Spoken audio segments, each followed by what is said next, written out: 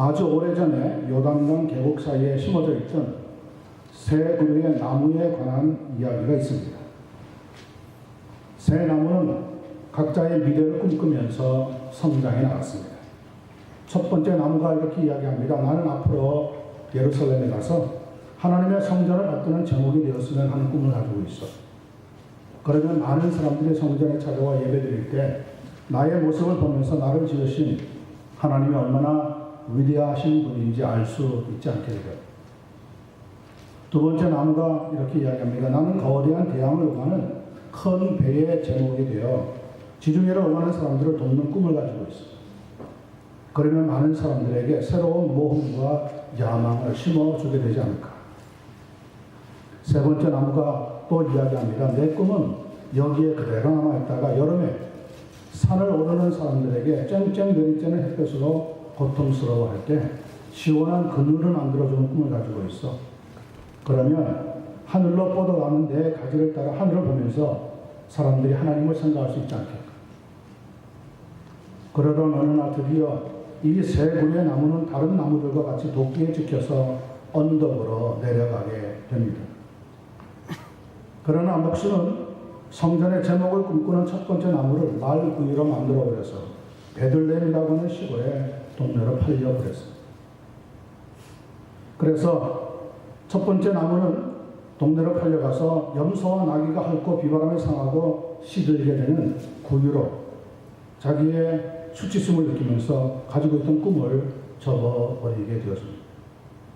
두 번째 나무도 배워져서 지중해를 다니는 큰 배가 되기는커녕 갈릴리라고 하는 작은 어촌에 팔려가서 호수 위에 고기잡이 배가 되는, 그래서 매일 바닥에 비린내 나는 생선을 싣고 다니게 되니까 절망에 빠져서 그도 가지고 있었던 꿈을 접어버리고 말았습니다.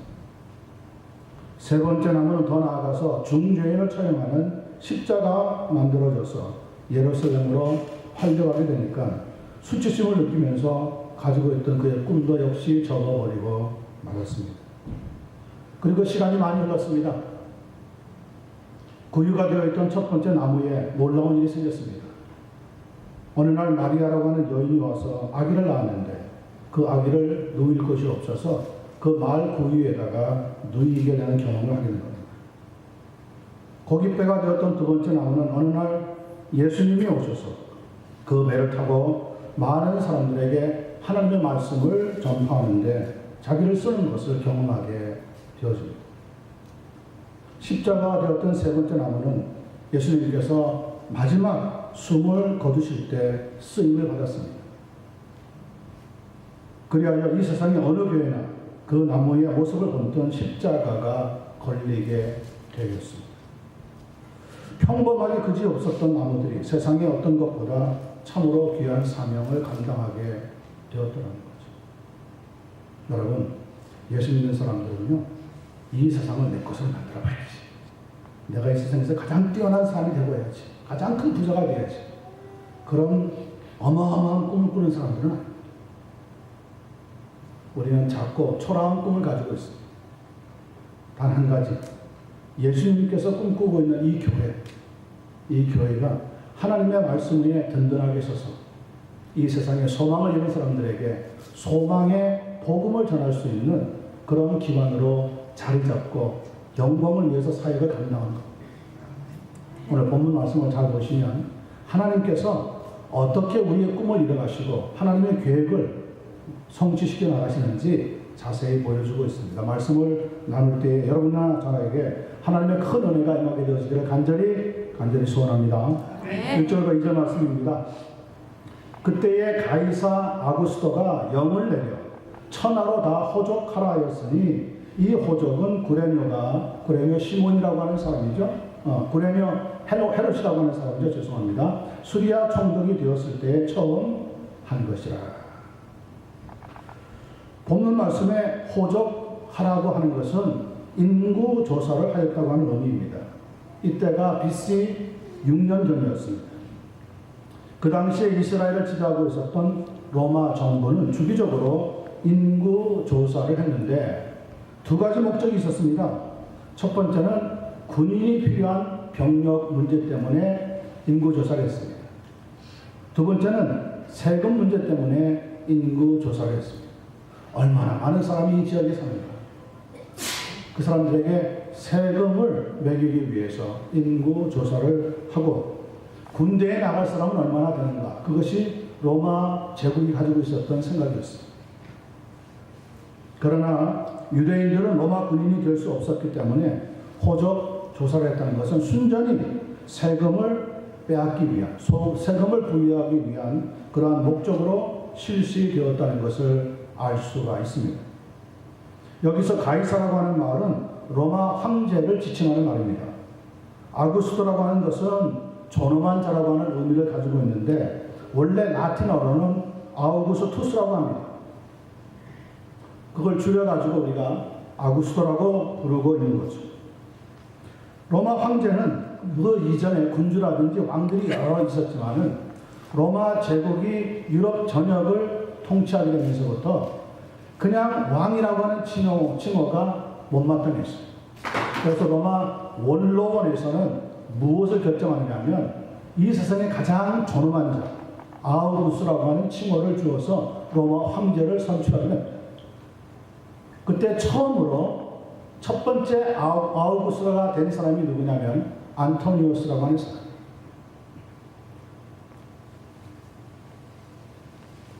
최초의 황제가 된 사람. 이 안토니우스 혹은 옥타비아누스라고 부르는 이 사람은 이때 로마 제국에 살고 있는 모든 사람들에게 자기네들 고향에 돌아가서 호적 조사를 하라고 하는 명을 내리게 됩니다. 마침 그때에 이스라엘 지역을 통치하고 있었던 사람이 수리아 총독이라고 하는 사람이었습니다. 그 사람 이름이 오늘 본문에 나오고 있습니다. 구레네라고 하는 사람. 구레네. 자, 이때를 가리켜서 역사는 팍스 로마라고 부르고 있습니다. 로마가 최고로 힘을 얻어서 나가고 있었던 때입니다. 자, 이렇게 최고의 힘을 가지고 있던 로마 제국의 황제가 호적 조사를 하라고 하는 명령을 내렸는데 거절할 사람이 누가 있겠습니까? 그러나 중요한 것은 로마 황제의 명령으로 호적하러 베들레헴으로 요셉과 마리아가 내려간 것 같아 보이지만 그 배후에는 사실 하나님께서 역사했다는 것을 성경이 가르쳐주고 있습니다. 미가서 5장 2절을 보면 구약성경입니다. 베들레헴 에브라다야 너는 유다 족속 중에 작을지라도 이스라엘을 다스릴 자가 네게서 네게로 나올 것이라. 그의 근본은 상고의 태초에 있느니라.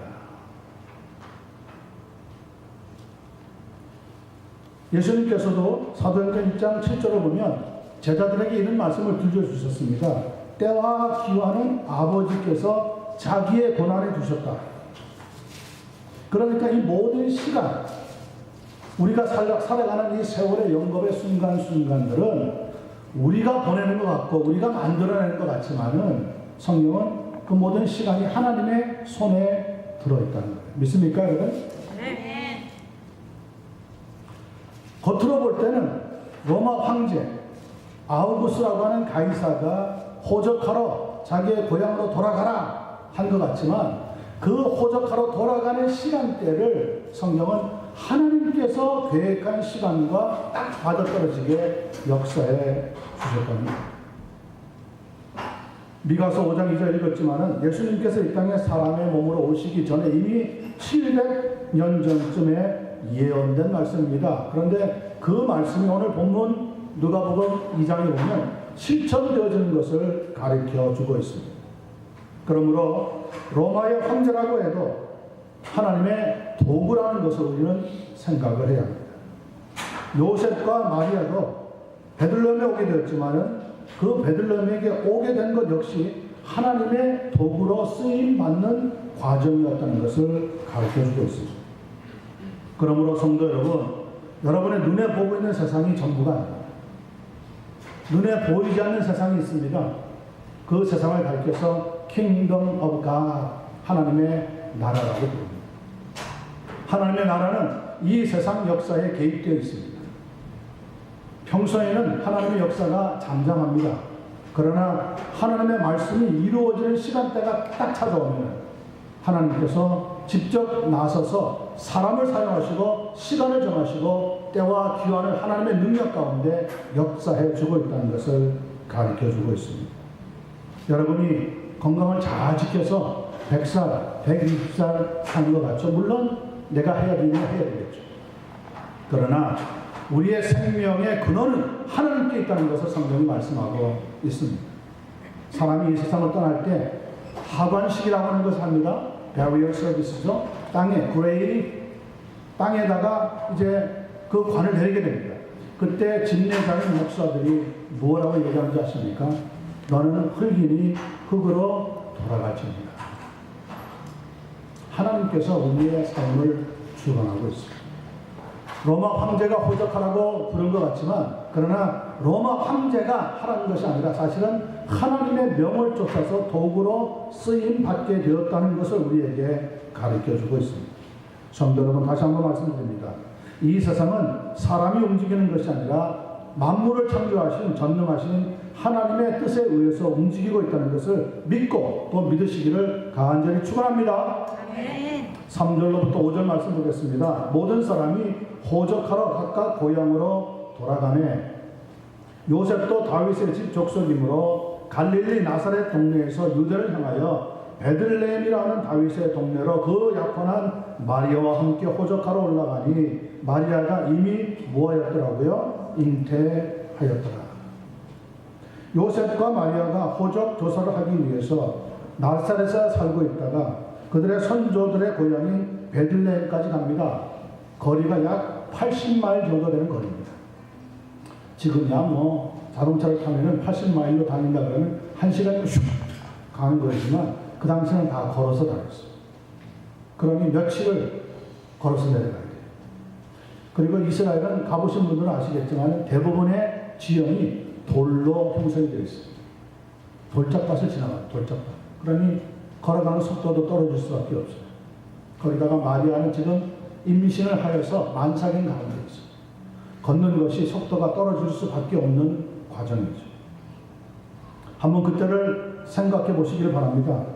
크리스마스 카드에 그려져 있는 그런 낭만적인 성탄절의 모습이 아니라 그때 고생하면서 내려가고 있는 한 부부와 그리고 그 길의 여정이 얼마나 초라한지 우리는 생각해 볼 수가 있습니다. 하나님의 아들이신데 왕궁에서 턱하고 출생하면 얼마나 좋겠습니까? 그러나 태어나는 순간부터 인생의 바닥에 태어나는 것을 성경은 증언하고 있습니다. 당시 세계의 심정부였던 로마에서 아니면 이스라엘의 수도였던 예루살렘 왕궁에서 태어났다면 호적하러 베들레헴의 구태에 내려갈 필요가 있었을까요? 그러나 성경을 묵상하고 또 묵상해 보면 하나님께서는 누구도 모르게 시골 구석인 베들레헴의 마국간 구위에서 하나님의 아들이신 메시아이신 예수 그리스도가 태어나도록 역사해 놓으셨답니다. 오늘 본문에 보니까 요셉도 다윗의 집 족속이므로 갈릴리 나사렛 동네에서 그때 요셉은 어디에 살고 있었습니까? 저 북쪽 베들레헴에서 예루살렘에서 볼 때 저 북쪽 나사렛이라고 하는 동네에 살고 있었어요. 그런데 너희들의 원 고향에 내려가서 호적을 조사라. 그러니까 할 수 없이 그 나사렛에서 베들레헴까지 내려오는 거예요. 이 베들레헴은 그들의 선조 중에 한 사람이었던 다윗 왕이 살았던 곳. 거기까지 지금 생고생을 하면서 내려가고 있는 거예요. 피난길이 어렵다고는 하지만 여러분들은 아마 대부분이 전쟁을 직접 몸으로 겪은 사람들은 많이 없을 겁니다. 몇몇 분을 빼고. 그러나 전쟁을 직접 겪어본 사람들은 그 피신하는 길이 얼마나 힘든지 알 수가 없다. 아마 거기에 버금갈 정도로 요셉은 자기 아내를 데리고 걸으면서 때로는 다른 사람이 도움을 받으면서 베들레헴으로 계속 남쪽으로 내려가게 되었다는 거죠. 만일 예수님께서 베들레헴이 아니라 다른 데서 중간에 어떻게 사고가 생겨서 혹은 갑작스럽게 다른 곳에서 태어났다면 그 예수님은 메시아가 될 수 있을까요? 없을까요? 그것은 될 수가 없는 거예요. 오늘 베들레헴이라고 하는 지명이 딱 나오는 것은 하나님께서 베들레헴에서 메시아가 태어나도록 역사해 놓으셨다는 거예요. 그러니까 그 당시에 예수라고 하는 이름을 가지고 있는 사람들이 많이 이스라엘에 있었는데 그 예수라고 하는 이름을 가진 분들 중에서 누가 메시아냐 이야기할 때 베들레헴에서 태어나신 예수만이 하나님의 메시아라는 것을 우리에게 보여준다 그러는 거죠. 하나님은 기가 막혀요. 수백 년 아니 수천 년 시간이 지난 것도 잊지 아니하시고 하나님이 말씀해 놓으신 그대로 이제 마리아와 요셉을 베들레헴으로 내려가게 하시는데 그냥 내려가서 하는 것이 아니라 가이사 아우구스라고 하는 로마의 황제를 움직여서 내려가지 않으면 안 되게끔 만드신 거예요. 여러분 우리의 발걸음 하나하나를 내가 걸어가고 내가 지나온 것 같죠? 그러나 성경은 분명히 이야기합니다. 아니라고. 우리를 인도하시는 분은 하나님의 손길에 이끌려서 인도함을 받는다. 네. 여러분 어린 자녀들이 길을 알아서 어디를 찾아다닙니까? 누구를 만나는 방법을 알아서 어디에 가서 누구를 만납니까? 그렇지 않습니다. 부모의 손을 붙잡고 부모가 이끄는 대로 따라가서 그 만남의 장소에서 만나고 거기에서 이야기 나누고 돌아오게 되는 거예요. 하나님 눈에 비친 우리는 아직 인생의 초기 단계에 있는 사람. 아니 정말 어쩌면 티끌 같은 존재예요. 그런데 우리가 조금 머리가 돌아간다고 이제 조금은 살만하다고 하나님의 존재를 부인하고 가볍게 여긴다면 그것이야말로 가장 무서운 죄를 범하게 되는 겁니다. 마리아와 요셉은 비록 가난했지만 하나님의 말씀에 따라서 내려가는 가운데 아마 많은 이야기를 나눴을 겁니다. 이야기가 태어나면은 앞으로 어떻게 살까? 여보 요셉 이야기 잘 기릅시다. 그래요 부인아 마리아 이야기가 태어나면 정말 좋은 아이가 자랄 수 있도록 우리 하나님 앞에 기도 많이 합시다. 아마 이런 대화를 계속 나누면서 베들레헴에 가까이 오게 된 거죠. 시편 이사야서 11장 1절로부터 5절 말씀입니다. 이새의 줄기에서 한 싹이 나며 그 뿌리에서 한 가지가 나서 결실할 것이요 그의 위에 여호와의 영 곧 지혜와 총명의 영이요 모략과 재능의 영이요 지식과 여호와를 경외하는 영이 강림하시리니 그가 여호와를 경외함으로 즐거움을 삼을 것이며 그의 눈에 보이는 대로 심판하지 아니하며 그의 귀에 들리는 대로 판단하지 아니하며 공의로 가난한 자를 심판하며 정직으로 세상의 겸손한 자를 판단할 것이며 그의 입의 막대기로 세상을 치며 그의 입술의 기운으로 악인을 죽일 것이며 공의로 그의 허리띠를 삼으며 성실로 그의 몸의 띠를 삼으리라. 이새의 줄기에서 나는 한 싹, 그 뿌리에서 나오는 한 가지는 그냥 하나의 상징입니다. 누구를 상징하기 위해서 이런 단어를 사용합니까? 하나님이 보내시는 메시아이신 예수 그리스도를 상징하기 위해서 쓰고 있는 단어입니다. 그런데 이새가 누구죠? 이새는 다윗의 아버지예요. 그러니까 다윗도 그냥 혼자 턱 태어난 신화적인 존재가 아니라 이름은 유명하지만 아버지가 있었다는 거예요. 이새라고 하는 아버지를 통하여서 이 세상에 태어났다는 거예요. 예수님도 그냥 신화적인 존재로 아무것도 없는 공간에서 툭 하고 창출된 것이 아니라 하나님께서는 하나님의 말씀에 따라 이새의 줄기, 이새의 가지에서 한 싹이 나오는, 다시 말하면 다윗의 가문을 통하여서 메시아가 찾아오게 하시되 그 메시아가 베들레헴에 태어나게 하시는 모든 계획표를 가지고 이끌어 나가고 있었다는 거죠. 하나님의 계획은 치밀합니다. 철두철미합니다. 아무리 시간이 지나도 하나님께서 세우신 계획은 누가 바꿀 수가 없습니다. 예수님께서 굳이 베들레헴에 태어나신 가장 중요한 이유는 바로 하나님의 말씀을 이루기 위해서 그렇게 되었다.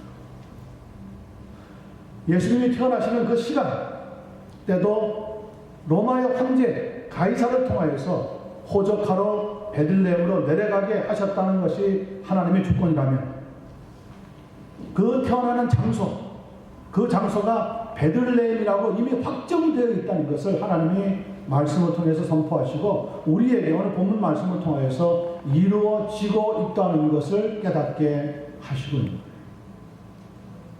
성도 여러분, 메시아로 오시는 구세주는 베들레헴이 아니면 다른 곳에서는 태어날 수가 없었다는 것을 다시 한번 말씀을 통하여 깨닫게 되어지기를 간절히 소원합니다.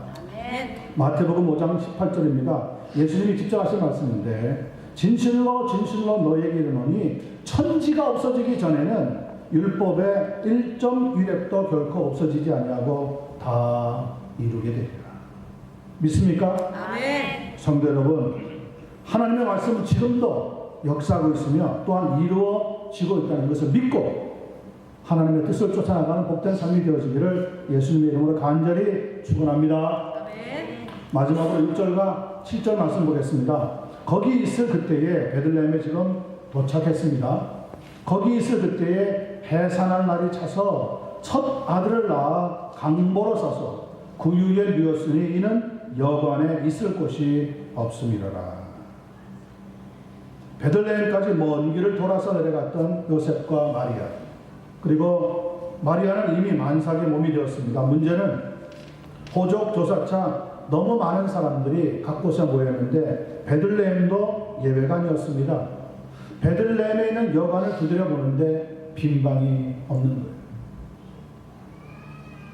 아기를 해산하여야 하는 산모를 위해서 여관의 방 하나를 구해야 되겠는데 그 구하는 것조차 어려웠다고 하는 거죠. 결국 오늘 본문 7절에 보니까 어쩔 수 없이 아기 예수님을 낳아서 강보로 싸서 구유에 뉘었다고 기록해 놓았습니다. 그 당시의 여관이라고 하는 것은 지금 우리가 찾기도 하는 그런 호텔이나 여관의 모습이 아니라 중간에 큰 마당을 끼고 그 마당을 주위로 해서 여러 개의 방을 붙여서 지었다고 합니다. 그리고 한쪽 구석에 양이나 염소 혹은 낙이나 말을 메어두는 마구간, 다른 말로 하자면 축사가 있었습니다. 이 축사에는 짐승들을 먹일 사료와 구유가 놓여 있었습니다. 여물통이라고 하죠. 곧 출산을 할 것 같은데 정말 보잘것없는 여관임에도 방을 얻을 수가 없어서 할 수 없이 축사에서 해산하여서 그 낳은 아들을 강보에 싸서 마을 구유에 놓이게 되었다는 거죠. 참 초라한 탄생입니다. 하나님의 아들. 메시아로 오신 그분은 이 세상에서 가장 누추한 곳에 자리를 누웠습니다. 저는 오늘 7절 끝부분이 마음에 쿡 하고 걸립니다. 한번 보시기 바랍니다. 7절 끝에 이렇게 기록되어 있습니다. 이는 여관에 있을 곳이 없음이로라. Because there was no room for them in the inn. 방이 없어요. 방이 없어요. 첫 아들입니다. 요셉이나 마리아가 왜 번듯한 호텔을 구하고 싶지 않았겠습니까? 그런대로 시설이 잘 갖추어진 병원이나 여관에 왜 들어가고 싶지 않았겠습니까? 그러나 잘 갖추어진 병원이나 여관은 고사하고 작고 비천한 축사 마구간에서 태어나고 그 마을 구유에 누이게 되신 분이 바로 우리 주님 예수 그리스도였습니다. 요한복음 1장 9절부터 11절 말씀은 이렇게 증언하고 있습니다. 참빛 곧 세상에 와서 각 사람에게 비추는 빛이 있었나니 그가 세상에 계셨음에 세상은 그로 말미암아 지은 바 되었으되 세상이 그를 알지 못하였고 자기 땅에 오매 자기 백성이 영접지 아니하였더라. 하나님이 자기가 지은 세상에 자기가 창조한 사람들 가운데 들어오셨는데 환영해 주는 사람이 없어요. 자리 하나 누일 곳이 없었어요. 방 하나 구할 수가 없었어요. 그래서 동물들이 거하는 축사에 누워지게 되었습니다. 메시아가 태어나시던 그날 베들레헴에 있던 여관 주인들을 포함하여 세상의 모든 사람들은 모두가 다 자기 일에 바빴던 사람들입니다. 아마 한 사람이라도 손님을 더 받아서 수익을 올려야 되겠다고 하는 마음 때문에 그랬겠지만 이 땅에 예수님이 태어나시든지 메시아가 찾아오시든지 사람들은 관심이 없었더라는 겁니다. 그것은 지금도 크게 다르지 않습니다. 성탄절이 오고 또 오고 수없이 오지만은 예수님을 기다리는 사람은 그렇게 많이 없습니다. 성탄절, 크리스마스, 그러면 뭘 생각합니까? 선물 주고받는 것. 혹은 가족들끼리 모여서 푸짐한 상에서 식사 나누는 것. 혹은 가족들과 함께 어디 먼 곳에 여행이라도 다녀오는 것. 무슨 할라데이로 생각하는 경향이 많이 있습니다. 그러나 성탄절은 결코 할라데이가 아닙니다. 성탄절은 결코 어디에 놀러가는 날이 아닙니다.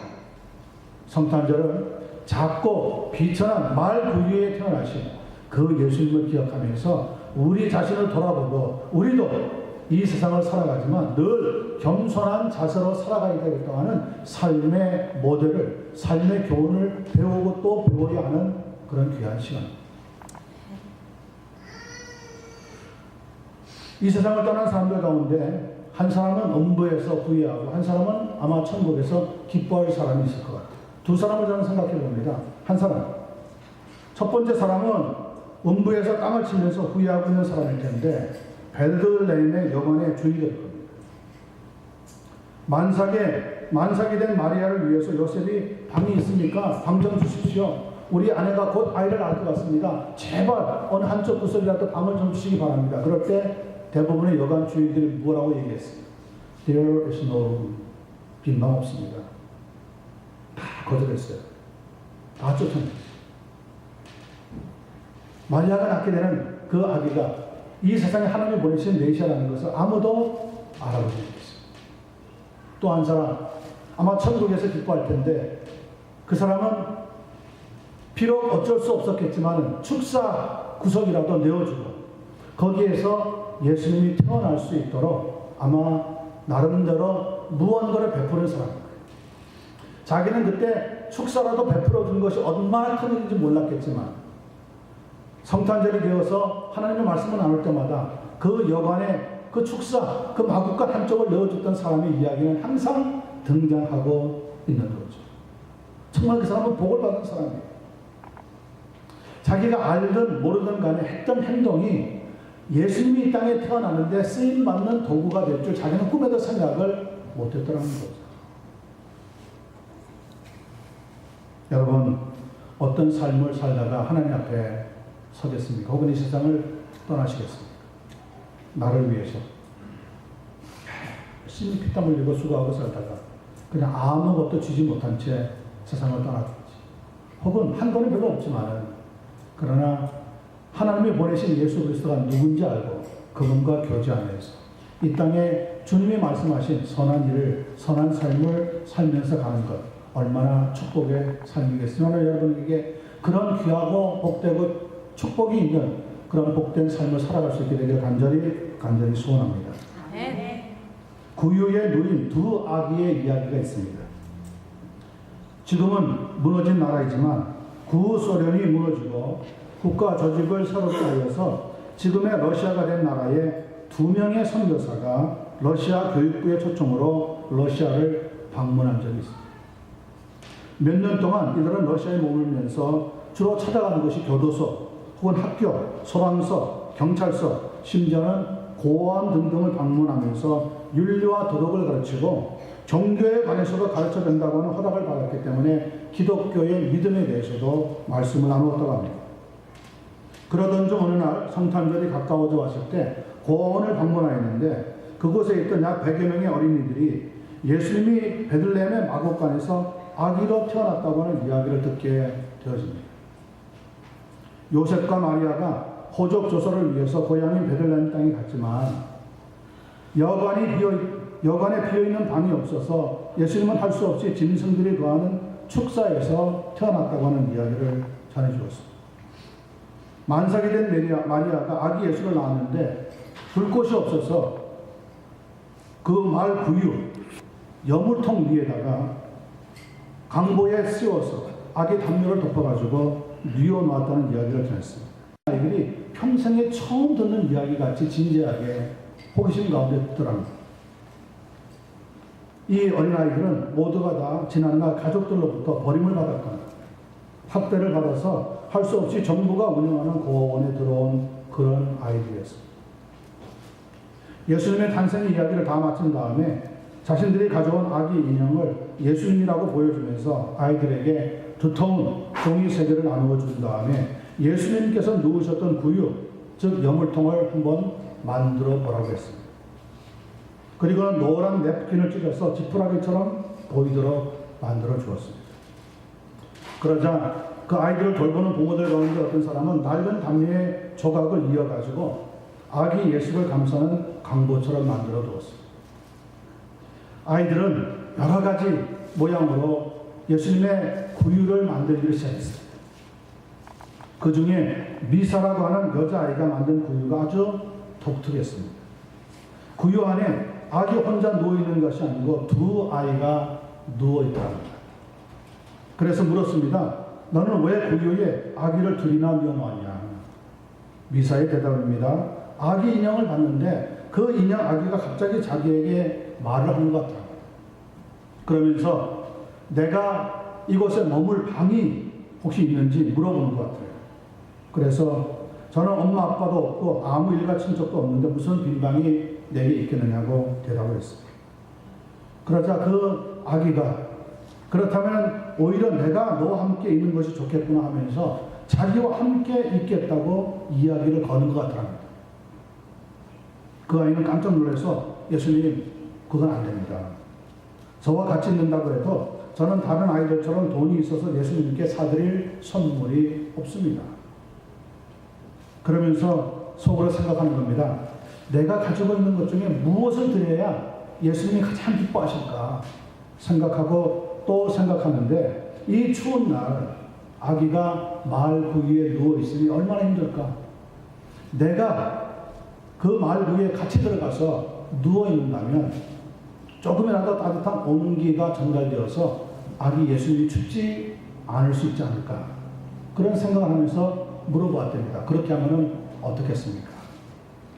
그랬더니 이런 대답을 듣는 것 같았습니다. 미사야, 네가 나를 따뜻하게 해줄 수만 있다면 그것이야말로 내가 받을 수 있는 이 땅의 최고의 선물이 될 거야.